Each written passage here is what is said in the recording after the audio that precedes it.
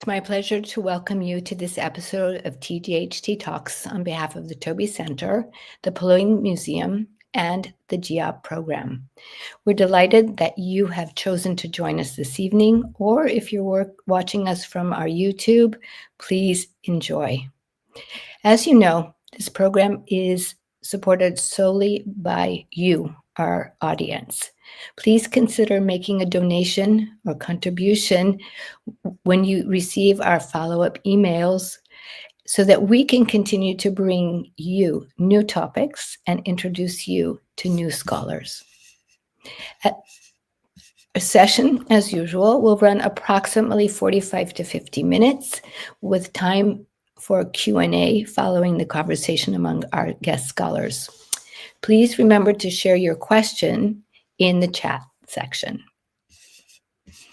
And now, speaking of words, mine are not in the forefront here, but those of our guests and our moderator.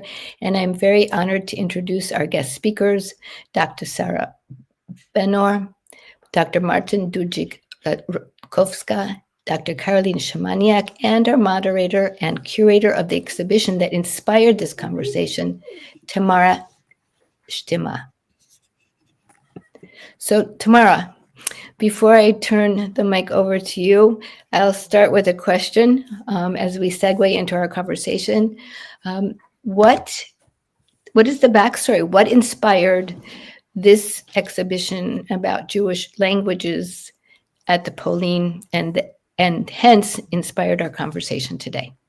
Welcome to you all. Thank you.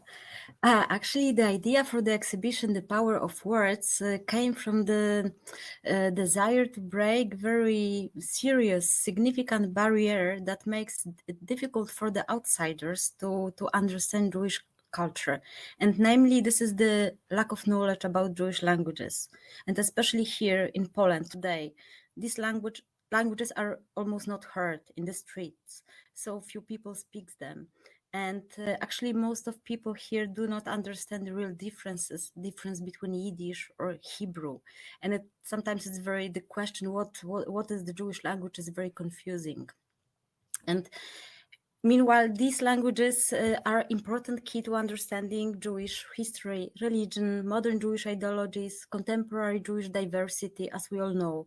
So we thought that breaking this barrier, this is the aim, the goal. But actually, through this exhibition, we also wanted to draw visitors' attention to this very fundamental role of languages and texts in Jewish culture. And as we know, Jewish culture is, we can say, built on the edifice of languages and texts. And of course, the reason is the religion, but also the lack of own territory for many ages. We would like to tell our audience the long linguistic history of Jewish communities. And with one note, the last thing I should mention here, that this exhibition is aimed mostly, and this is something unique about it, because it is aimed towards the audience that is not familiar with Jewish languages, with Hebrew alphabet. It will be first encounter with Hebrew alphabet for most of the visitors. So sometimes this linguistic story it tells from the antiquity to the present times may be quite familiar for the users or speakers of this language, but it is really new to our audience.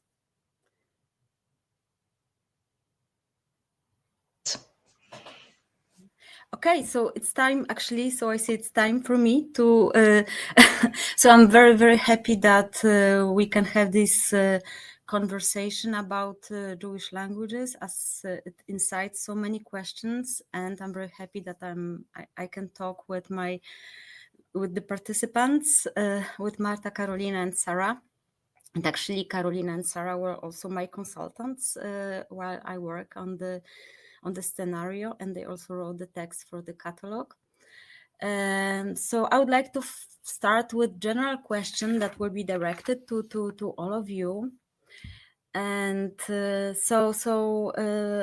actually, languages, as we know, languages and identity are strongly connected, and languages form identity of communities. They reflect the ways of thinking and values shared by these communities, and also shape them.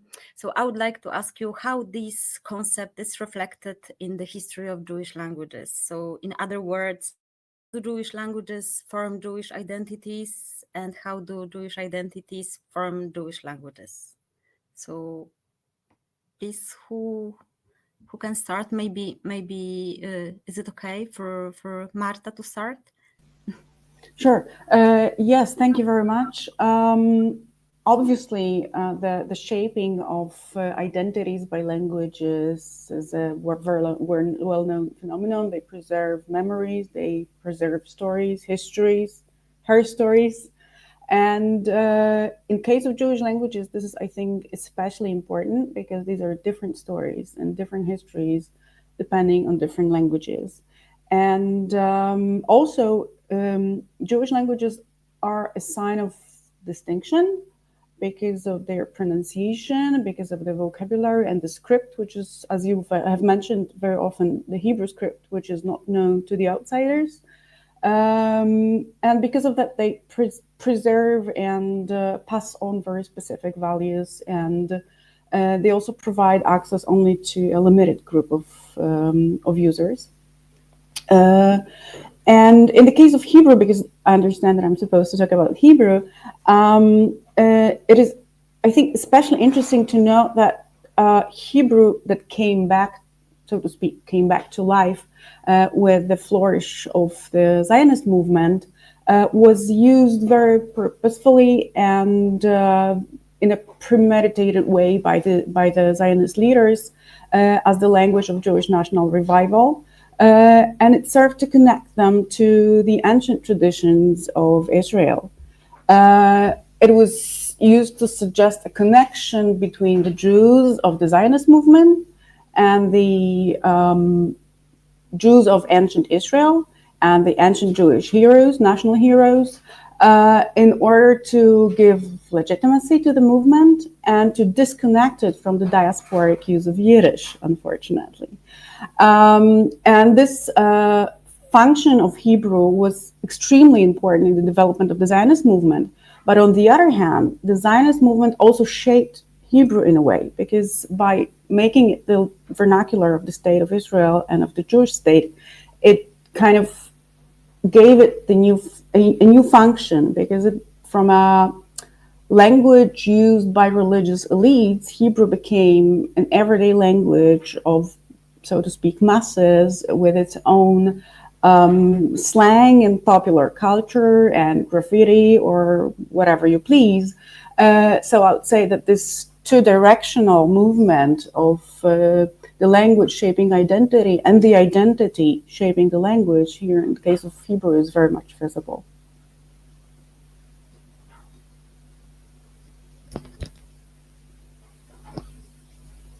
Tamara, we can't hear you. Really? Okay, it's fine. Yes, now? Mm-hmm. So, and it reflects different Jewish identities in different periods. It's very much so, yes. Yeah, and so what about Yiddish, and also what about your opinion in general, Carolina?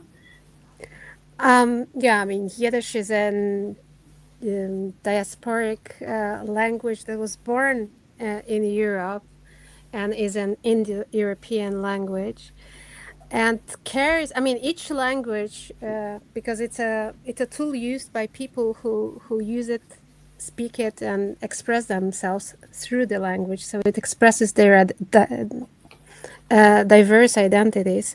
Yiddish is shaped profoundly by the history of the Ashkenazi diaspora. So it's one of many Jewish languages, the one that is very important, of course, for the history of Polish Jews. That's why it figures prominently at the exhibition as well. So Yiddish was born somewhere in the Germanic lands, and I'm not entering now a very specialized discussion where exactly it was, although we might touch the question in the Q&A. Mm-hmm. But it was born also already on in the borderland between French or Franconic actually lands and the Germanic lands, and so the oldest, there are very, very old words in Yiddish that come from Romance languages. And it was traveling with the people who spoke it eastwards to the Slavic lands. And the Yiddish that we call today Yiddish is Yiddish that was profoundly influenced by Slavic languages. So every language is shaped by language contact with different languages, but diasporic languages are maybe more profoundly shaped. I will be happy to hear Sarah speak about it more. So Yiddish, we could say, today's Yiddish is another story. I hope that we will be able to speak about it, but it simply is the very, language is telling the history of the diaspora. First of all, of course, Yiddish is a Jewish language, so it expresses the Jewish identity, and there is a Hebrew Aramaic component that is characteristic of all Jewish languages, because it is a language that, is used by people who are Jews.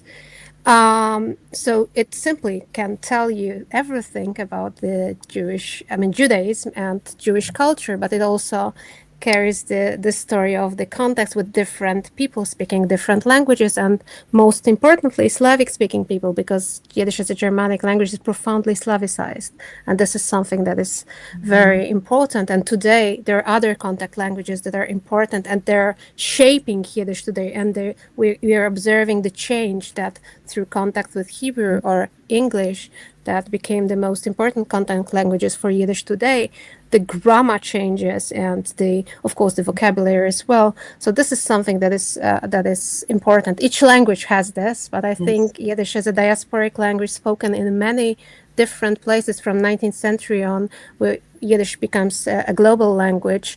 So there are different local versions of Yiddish that were used by different communities in Argentina, in Canada, in South Africa, in Australia. And Yiddish as a language spoken by those people was adapting to those different environments and milieux. So this is something that with diasporic languages that are not also governed by any language academia, for example, unlike Hebrew. There was, of course, established in 1925, the Yiddish Scientific Institute. I'm using the historic name today. It's the YIVO Institute for Jewish Research. But it never became, because Yiddish was never a state language. It had an official status in different places in different times, but there was no one state that was really deciding how to teach Yiddish, what is out, what is in, and how Yiddish should develop. So that's why it's more it's less regulated, but it doesn't mean that it's less fascinating, or maybe to the contrary. Yes, so in general, language is also as like a mirror of the history of the communities, like a witness of the history of the communities and their contacts, their migration. This is another fascinating part of the story of Jewish languages. And also, Sarah, would you like to develop this and also comment? Yes, Marta and Carolina did a great job explaining all of these concepts. I'll broaden it to Jewish languages around the world, and the idea that language reflects how Jews have been both a part of and apart from the surrounding societies. The idea that they generally have spoken a variety of the language around them. Yiddish is an exception to this. And Ladino is also an exception to this. Both of those languages were maintained for centuries away from the places where they originated. But other Jewish languages of the diaspora, like Judeo-Arabic and Judeo-Greek, Judeo-Persian, Judeo-Provençal, and contemporary Jewish English, which I will talk about a bit later, are examples of co-territorial languages where the Jews spoke a variety of the language that is spoken around them. And that allowed Jews to be a part of the society, but also to maintain their distinctiveness. Their languages were distinct based on their Hebrew and Aramaic components, And there were a lot of those because Hebrew and Aramaic sacred texts were very important in Jewish communities. And the pre-migration language influences. So Marta talked about this regarding the Romance component of, Carolina talked about that, the Romance component of Yiddish, and but then also other distinctive features, sometimes migrated regionalisms. We see that, for example, in Judeo-Italian, where you have some pronouns and articles from the south that are used in the north of Italy, or in Judeo-Arabic, where you have some mutual influence from Moroccan and Egyptian and Syrian Judeo-Arabic. And you have that migrated regionalisms in Jewish English as well, where you have influences from New York regional features in other parts of the United States. And then you also have archaic and innovative features in Jewish languages, which allows them to maintain some features that were used before that non-Jews have stopped using. And innovative features, that means features that Jews innovated on their own, but non-Jews didn't acquire. And so those are the main things that make Jewish languages distinct. And so it really does show that Jews are both a part of their surrounding societies and have their own distinctive identities. Okay, thank you. So let's move to the more specific round with specific questions directed to each of you. So again, I would start with Marta, and would like to ask you more about Hebrew. When we communicate the Power of Words exhibition, we speak of Hebrew as the code of identity that was passed from generation through generation.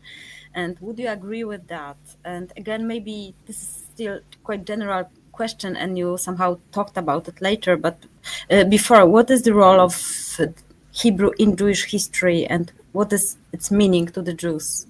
Yes, very much so. Hebrew was, in fact, one of the most important factors in shaping and preserving the Jewish identity throughout the ages. And historically, probably in the period of the diaspora, it would be most notably present in ritual and religious continuity. It is the language of the Hebrew Bible, of the prayer, of the most classical Jewish texts, from the Tanakh through the Mishnah, numerous religious commentaries, and the literature of Shelot Utshuvot. So everything religious in Judaism is expressed in Hebrew. And Jewish children would encounter it very early through blessings and prayers. And obviously boys would study Hebrew from very early age and study Hebrew texts in those traditional educational establishments. And this repetitive and formulaic nature of religious rituals made Hebrew a kind of shared linguistic thread that tied all the communities all over the world. Obviously, we have different rituals, we have different rites of prayer, but nevertheless, Hebrew is always behind them. And another phenomenon that could be seen as an identity marker is the study of the holy text, of the sanctified texts, and the engagement with those texts, which is also a way of preserving the shared communal values and norms, and despite the geographical dispersion of Jews, despite the diasporic structure. And for example, Hebrew words often carry layers of theological or ethical meaning that shape this communal self-understanding. For example, words like tzedakah or chesed or Torah are understandable all over the world to all the Jews. And by learning Hebrew, the children inherit not only the language, but also the worldview embedded in it, because the language is imbued with moral and spiritual elements, and they become markers of identity. And these words also pass to the other Jewish languages, and they, of course, in this way, they carry this code of identity in. Of course, because there are certain ideas that you cannot express otherwise than in holy language. So, But also we have, if we think of other uses, other than religious uses, I think that Hebrew becomes a language of kind of ritualized communal life, because it appears in gravestones and it appears on amulets, which are imbued with mystical and magical powers. It is also present in all kinds of rituals, such as marriage or funeral. And in this way, it becomes more than a religious language. It becomes a communal language, also the language of administration, for often, of the Jewish communities. It uses language as to signal the membership in a particular community, to distinguish this community from other communities around them. And I think that in case of Hebrew, it's especially true because of the very nature of Judaism, which was not messianic in any way.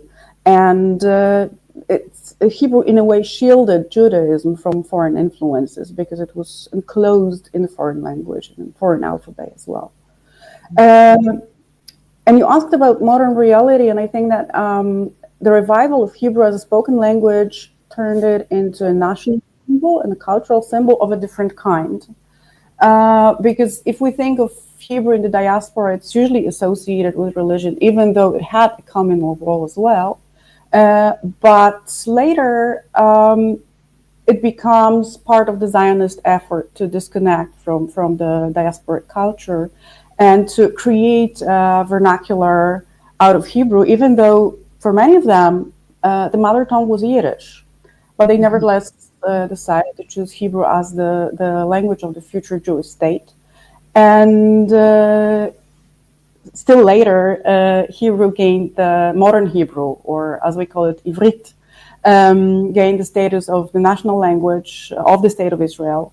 And it received a new frame, both geographical frame as well as structural frame. And it became the language of everyday communication, but also the language of education, politics, research, literature, theater, cinema, popular culture, all kinds of artistic expression, which actually we can see in the exhibition, because we have visual arts included in the exhibition, using the Hebrew language as part of their inspiration and as part of their visual imaging. So the ways of preserving and securing the future of Hebrew became much more diverse than in the past. Okay. And obviously, modern Hebrew is part of the Israeli identity, but it nevertheless, outside Israel, remains a way of connecting individuals to their collective narrative of Jewishness, so to speak. Okay, thank you. And so now, like, I want to turn to Carolina. So it is like what we were talking, that the history of Jewish languages is characterized on one side by continuity and and at the same time by the great diversity. And this is what is reflected in the history of Jewish languages. And you were talking about it in the introduction at the beginning. And in the exhibition, we also, when I think of the exhibition, I think these two things are more like they are go together. Speaking of this diversity, what is so distinctive about Yiddish culture in pre-modern time, in modernity, and also like in your text in the catalog, you write such interesting things like about the Slavic character, for example, about Yiddish. So I would like to ask you to tell more about. Thank you, Tamara. Yeah, this is a very tough question. I could go on, and we would stay here for hours. I mean, Yiddish, as any other language, simply is a fascinating source of any, I don't think it's, it can be characterized by one thing, and there are different, moments in the history of the Yiddish language, culture, and literature. So saying what is so distinctive of Yiddish. I would say it's a diasporic language. It's not the only diasporic language in the world, but this is very important for the development of Yiddish. And it's a very European language that became very global. And it's a language that gradually in the 19th and 20th century became, before the Second World War and the Shoah, became the Jewish language. It was like around, the numbers are maybe not precise, but around 75% of the whole Jewish population in the world spoke Yiddish before the Second World War. And that's the language and the culture that was murdered with its people. It's not the only, it's not only Yiddish speakers, but this is the language that suffered really a major blow because of the Holocaust, because it lost its position, it's lost its speakers.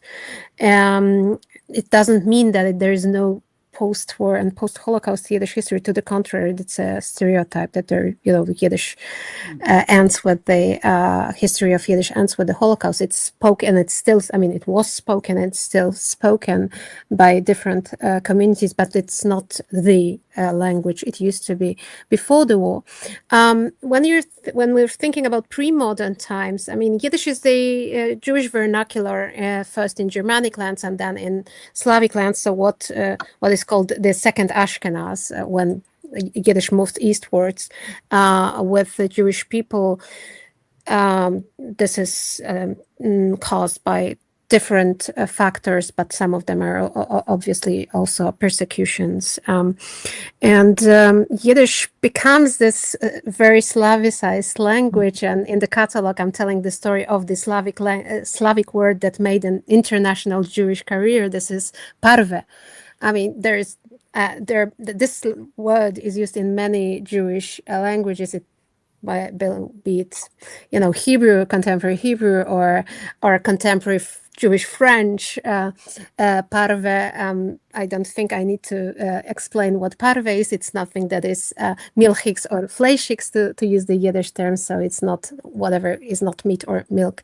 And it may be purred. And this is the Slavic word parove. If we pronounce it the Czech way, probably it comes from the early Czech, or parove, sparowany for the Polish speakers here. So this is fascinating how Yiddish triggered the career of Slavic words. But you also write about diminutives, which was fascinating. I love this. There are many things that could be said. The diminutives are, it doesn't mean that Germanic languages don't have diminutives, but the richness of diminutives and the possibility to create so many diminutives like Avromche, Avremele, etc., Avromenu. This is something that is very Slavic in Yiddish, and it translates poorly into other languages that do not have such a rich system of diminutives. That's true, and this is something that is shared. And you speak to God with a diminutive. You say "Gotenu." So this is something that is really that Yiddish shares with the other Slavic languages. But Yiddish also, for we think about, it was the vernacular of Ashkenazi Jews, and we tend to think that Yiddish was simply expressing everything that did not belong to the sacred sphere. Marta just mentioned that everything religious was expressed and is expressed in Hebrew, but actually Yiddish enters this sphere. There is no religious ritual without Yiddish. There is no study of the Tanakh without Yiddish. And also, I just took my Siddur. This is, of course, Nusach Ashkenaz, not any other. And there is Yiddish still, even in a Siddur that is in Hebrew and translated into English. So, Rabbi Sai Mirveln Benchen, gentlemen, we're going to wie sagt man Benchen? How do you say Benchen? To the blessing, I'm sorry. There are some things that you only express in one language. I don't think about it in another. Gott von Avram. These are Yiddish, these are Yiddish texts that entered the Hebrew ritual, not to mention, for example, the fact that simply the understanding of Hebrew, we have to imagine that only a very small elite was actually speaking or understanding Hebrew, not to mention Aramaic, very well. Knowledge of Hebrew was rather knowledge of basic prayers, the Tehillim, the Psalms, and Yiddish was the language in which the ritual and Judaism was expressed, and this is also something that we should keep in mind. And then Yiddish develops, and there is this moment when both Yiddish and Hebrew, they start their modern adventures, and their development becomes parallel in a way, because Hebrew needs to become the vernacular, and Yiddish needs, it is the vernacular, but it doesn't have the status of the high status that Hebrew had. So, and that's where the clash also simply is created, and the so-called language war. So the development, the parallel development or the complementary development of these languages becomes in the modern times becomes very hostile, and Hebrew speakers imagine Yiddish as the language of the Gola, of Goles, as we say in Yiddish, as something that has to be left behind to modernize and to become the modern nation. And Yiddishists imagine Hebrew as something of the past that is not able to express the modernity, and reimagine Hebrew as a language, and that is an obsolete language, important for tradition, but nothing else. And there is this hidden story. I mean, if we're thinking about, reinvigorating Hebrew in the Ashkenazi territories, it's the Yiddish that is helping also revive Hebrew to a certain degree in a certain moment. More in the second round, but it's because this is I wanted the second round to be more ideological and more related to modernity. So the hidden story is nothing ideological. It's simply the fact. I mean, it's natural because these were Yiddish speakers, but Yiddish develops into a full. Before the modern times, even it is a language that is, it's present in the religious sphere, it's present in the philosophical texts, but also in popular literature, translations, and then with the modern culture, it develops. It's full culture. So with every institution that a modern culture has, except for the state that would serve. Take. Over control over its development. And also modern Yiddish culture, I think it was distinctive, maybe also being very avant-garde to some extent and universal. I'm trying to not to be, to say that Yiddish culture was avant-garde and wasn't, was conservative and wasn't. There were different Yiddish speakers. Some of them were very revolutionary, and that's how we tend to think about modern Yiddish culture, and we associate it with the Socialist Party, the Bund, that was promoting after the 1905 revolution, especially promoting the idea of the diasporic nationalism and of Yiddish as the core of this new national culture. But there were also many Orthodox Jews that were speaking Yiddish, and they were nothing. They were not. They were revolutionary in their own way, but they were not an avant-garde in their own way, but not in the way we tend to define the avant-garde. But of course, there was the general Yiddish avant-garde movement. There were Yiddish futurists and expressionists and cubists and whatnot.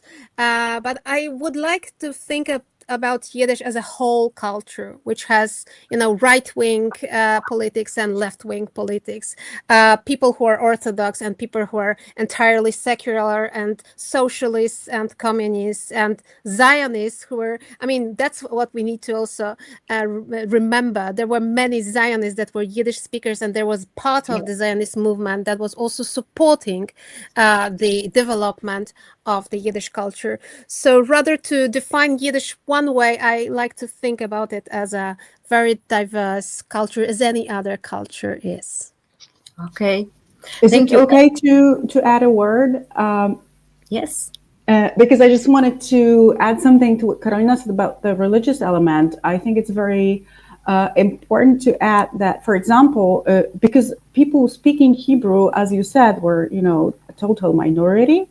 And for instance, the Hasidic leaders who would write down their writings in Hebrew because they were supposed to be read by the chosen ones, the elites, they would nevertheless deliver their sermons in Yiddish.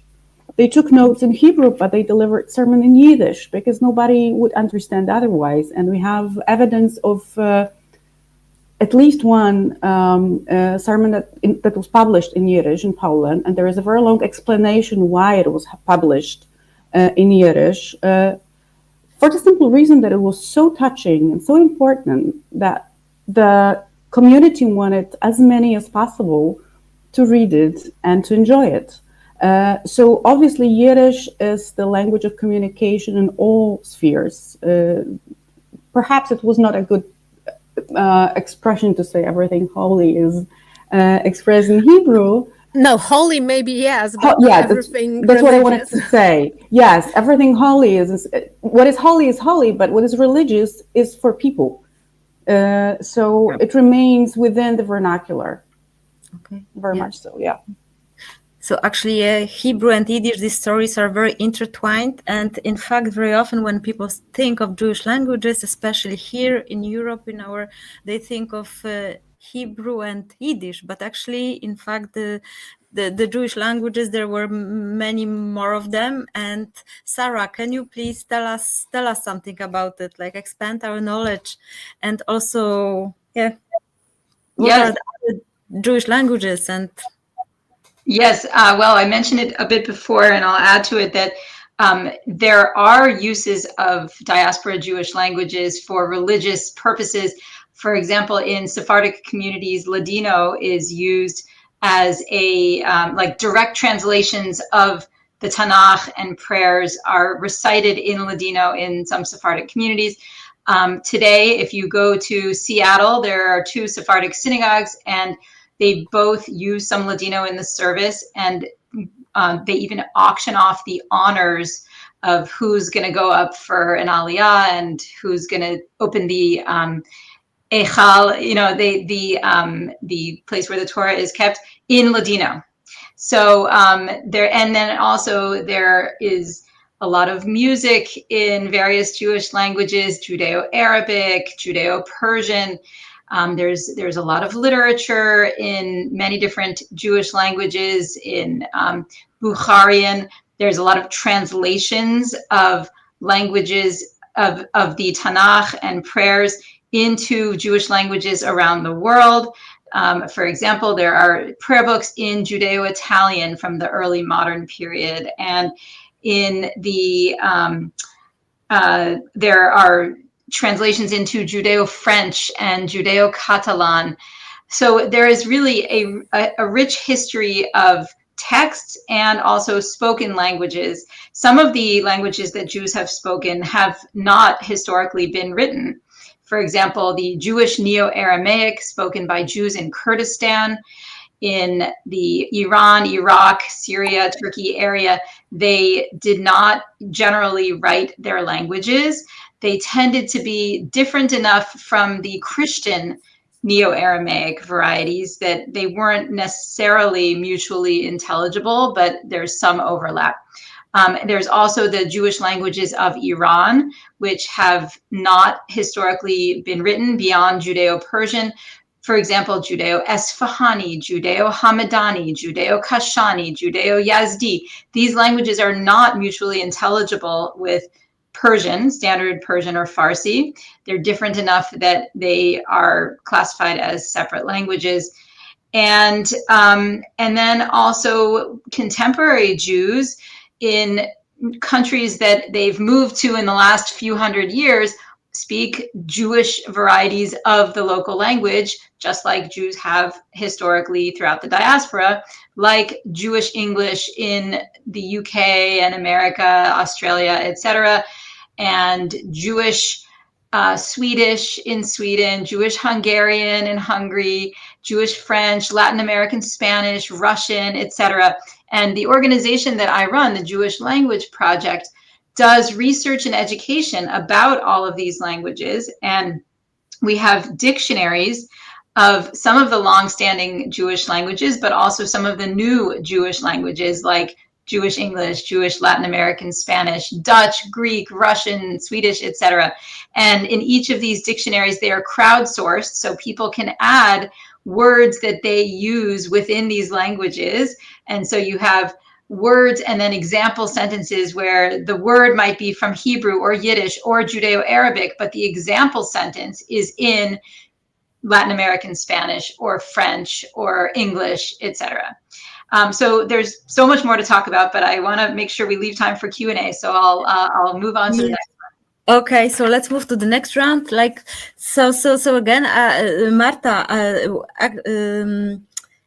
we were actually you were talking about it to some extent before. Because Hebrew, there is this kind of stereotype saying that Hebrew was a dead language that was brought to life at the turn of 19th century. And we know that it was not exactly like, because Hebrew was alive, but in some hibernated version. So can you tell us what kept the Hebrew alive, like in pre-modern period, but also what was this force that made it alive, even more alive and revived in the 19th and 20th century? Sure. Yeah, I would definitely not agree that Hebrew was dead.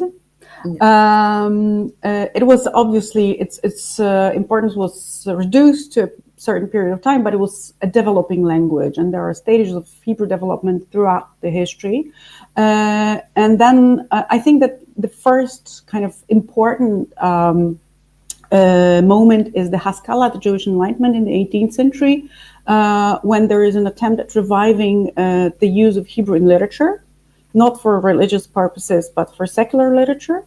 And then the 19th century sees the groups and associations usually connected with Zionism that aim at reviving Hebrew as a spoken language. And obviously this also incorporated the input of the Jewish writers of the period, people with very important names such as Chaim Nachman Bialik or Shmuel Yosef Agnon. But probably the most well-known figure in this context is Eliezer ben Yehuda, who was a Lithuanian Jew, and he made it his life mission to bring Hebrew back to life as a spoken language. And he went to great lengths to create grammar of modern Hebrew and to update its vocabulary, its lexicon, for the needs of the turn of the centuries. Nevertheless, obviously, the conditions for Hebrew to develop into a spoken language, a communicative language, were only created when the Jews started immigrating to Palestine and setting up settlements there. But nevertheless, the importance of Ben Yehuda is beyond doubt. And obviously, the contribution of the writers, of the poets of the period, and also the very intensive effort in educational area. There were a lot of schools teaching Hebrew, also mostly in Poland. The level of Hebrew was, well, not very impressive, but nevertheless, it gave some basis for those who wanted to immigrate to Palestine and start their adventure with Hebrew there. Yeah, okay.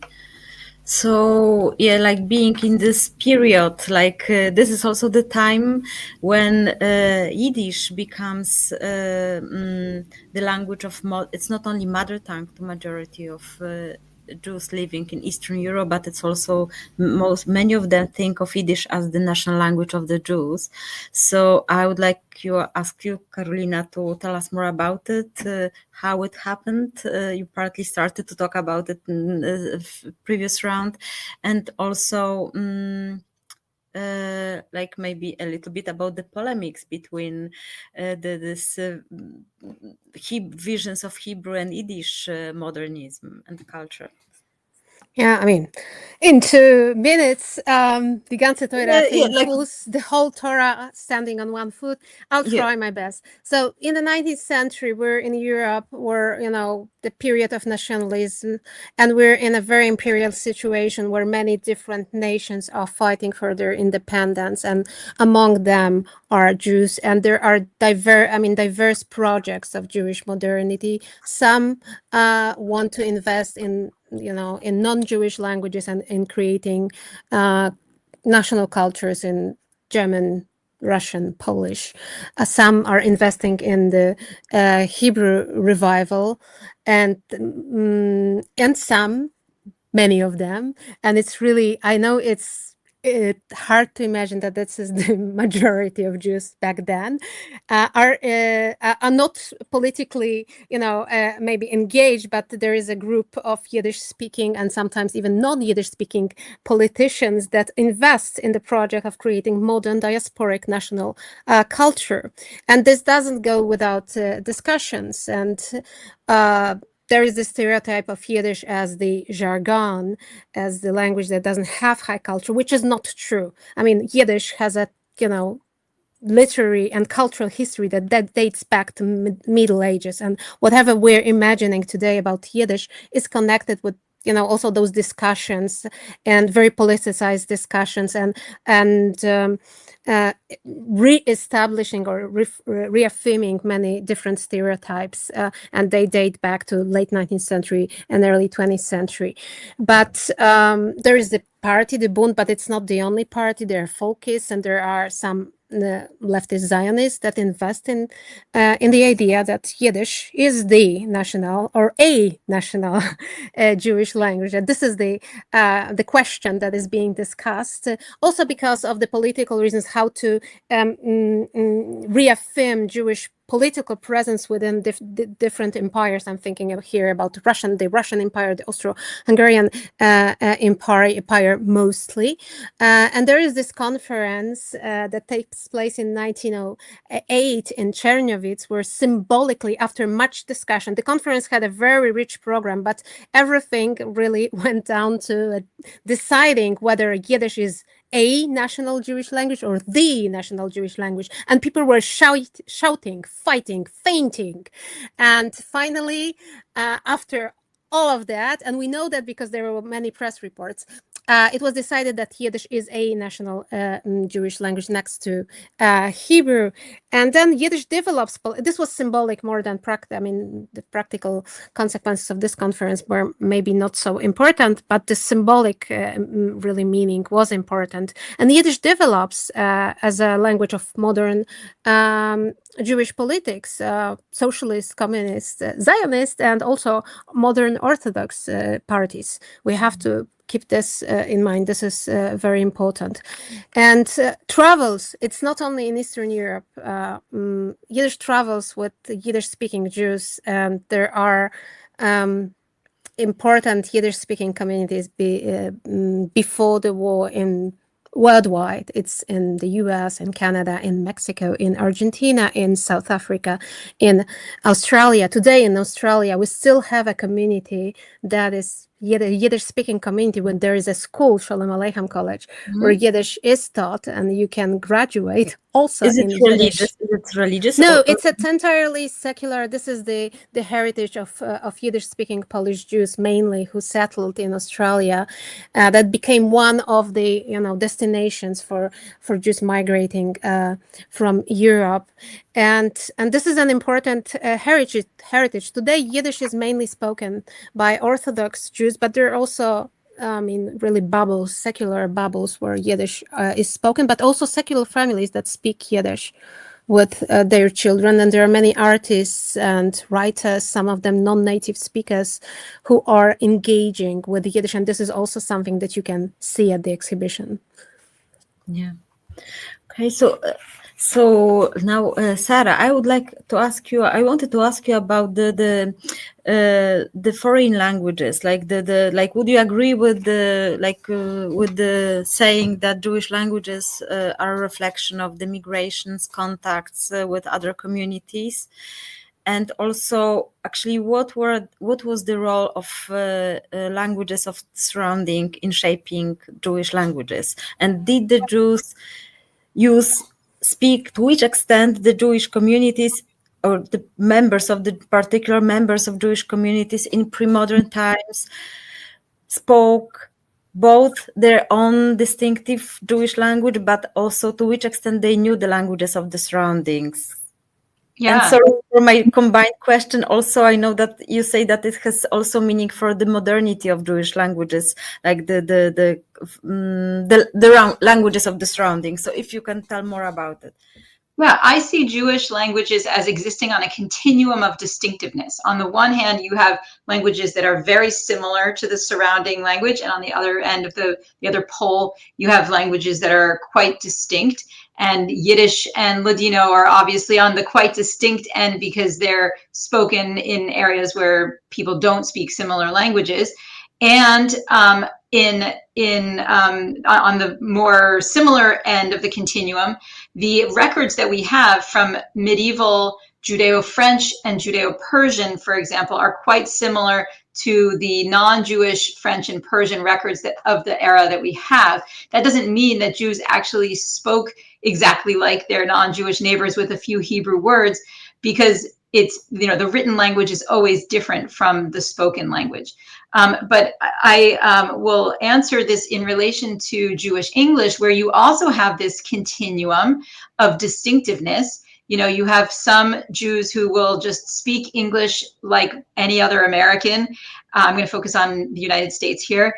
And with the addition of a few Hebrew and Yiddish words, like maybe say, I was bat mitzvahed at a Reform synagogue. And so there, the only distinctive feature is the bat mitzvah, right? And used as a verb, different than how it's used in some other communities. And then you have here's another example. The sugya we're learning is too lomdish to say outside, which means the topic in the Gemara that we're studying is too complicated to summarize.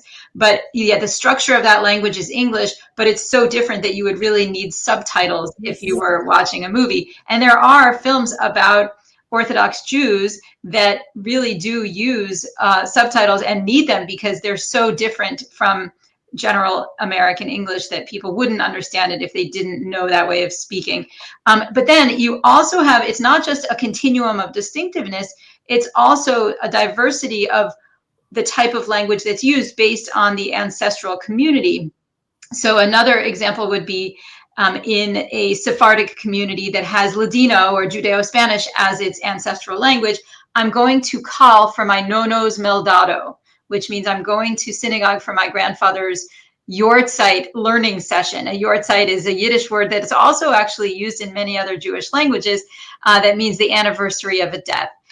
Or in the Syrian community in Brooklyn, for example, I left my koracha in knis, which means I left my tefillin bag in synagogue. Tefillin bag, the phylacteries, and it's like a bag. And that word in Judeo-Arabic actually comes from Ladino, but is used in Syrian Jewish English. And so the way that people speak demonstrates not only that they're Jewish, but also that they're a certain type of Jew, and demonstrates in the continuum sense how engaged they are with Jewish communal life, how educated they are in Jewish texts, and so much more. Okay. And are there sometimes some grammatical influences, like more not only in vocabulary, but also in structure of sentences? Or is it more like... Absolutely, yes. In the case of Ashkenazi Orthodox Jewish English, you have a lot of influences from Yiddish in the grammatical structure.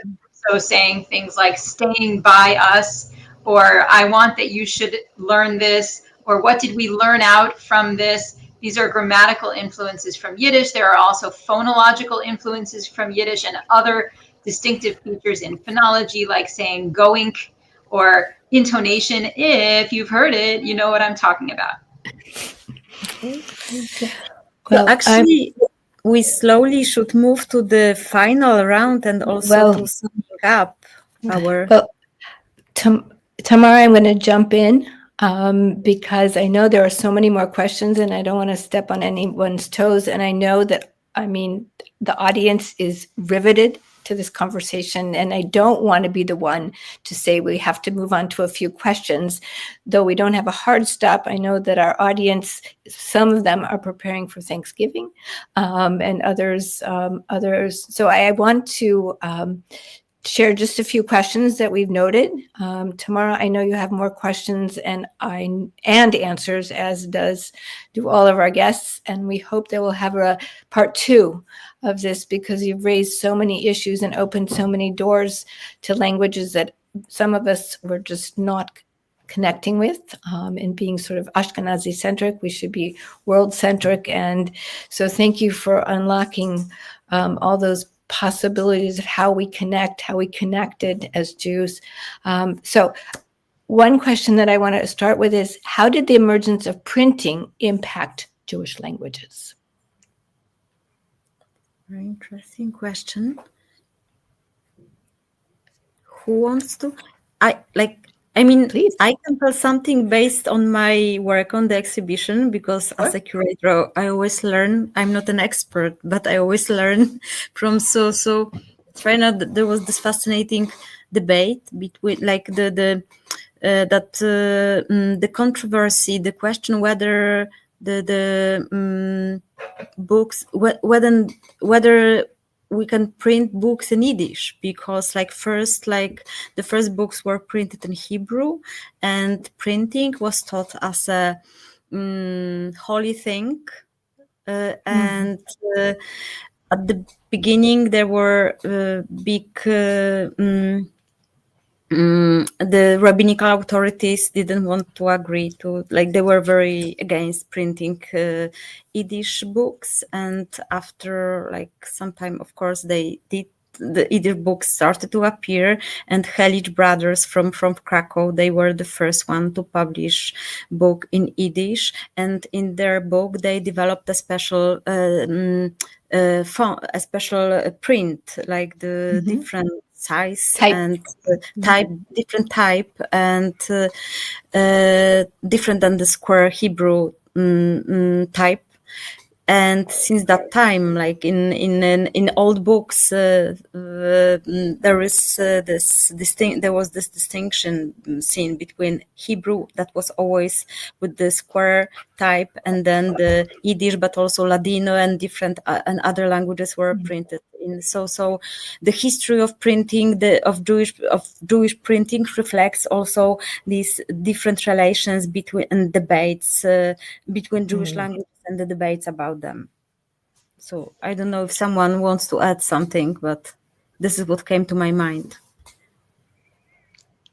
Well, I mean, this is Carolina. for any language. I mean, the invention of print democratizes the access to books. That's and then also creates different modes of reading. That this is a longer story, obviously, and also gives. And this is a gender thing. Also gives women more access to education. And many Yiddish books were printed, by the way, for women and men who are like women, so cannot read Hebrew enough, which is most of Jewish men in the early modern period, but reading habits, and also that developed gradually. And Iris Parush, for example, she demonstrated in her book Reading Jewish Women how the uncontrolled and unsupervised Yiddish reading sphere led to the creation of the modern reader. And this is a fascinating, I'll stop here. And there is, centuries of history that start with this new invention. And it's also interesting because the more the more intense development of the Yiddish literature coincides with the invention of the printing industry. So there's much more to say, but I think democratization, new reading habits, and the gradual creation of the modern secular reader. Mm-hmm.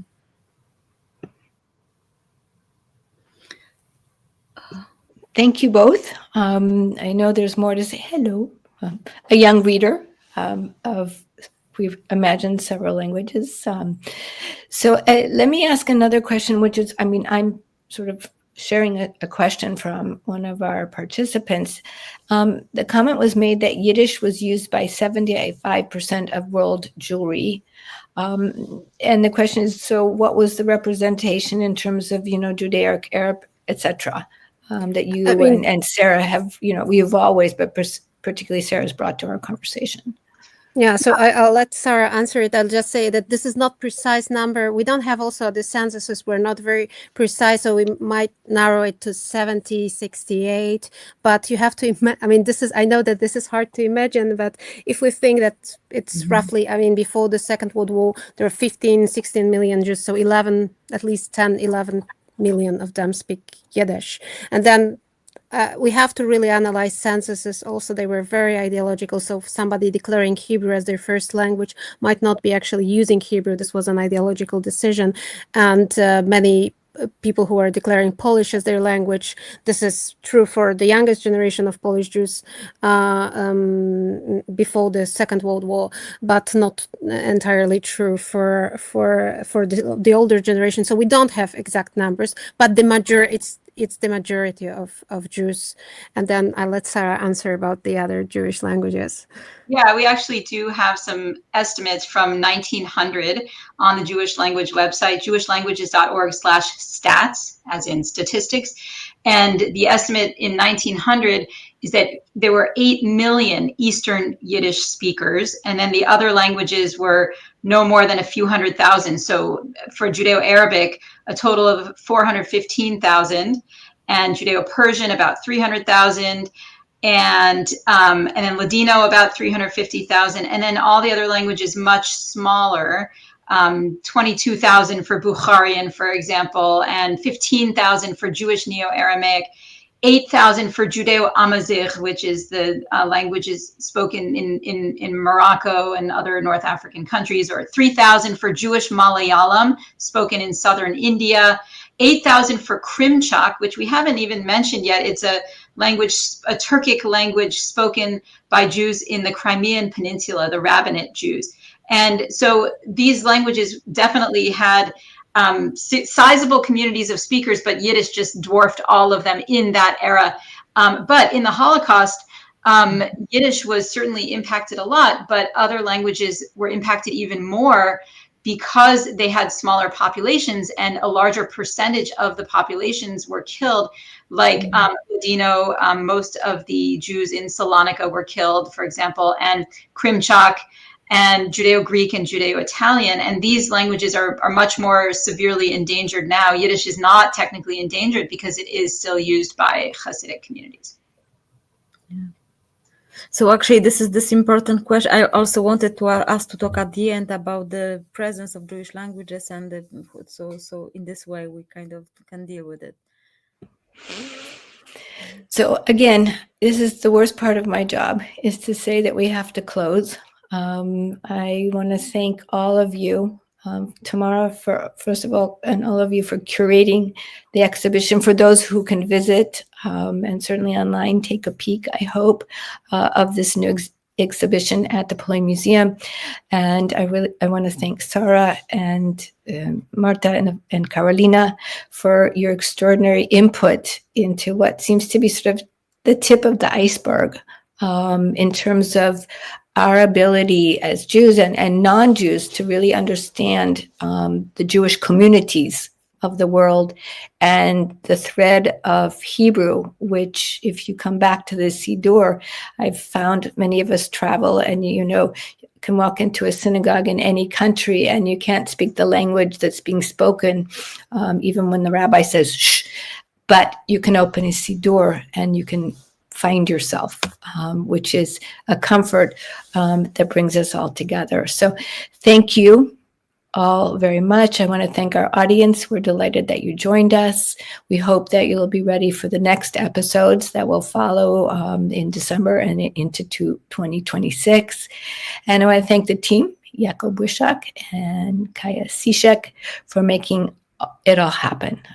For those, again, that are celebrating Thanksgiving, it should be a joyous one. And as we come up to Hanukkah, let's fill the world with light and language. Thank you. Thank you. Thank you. And Thank bye. you.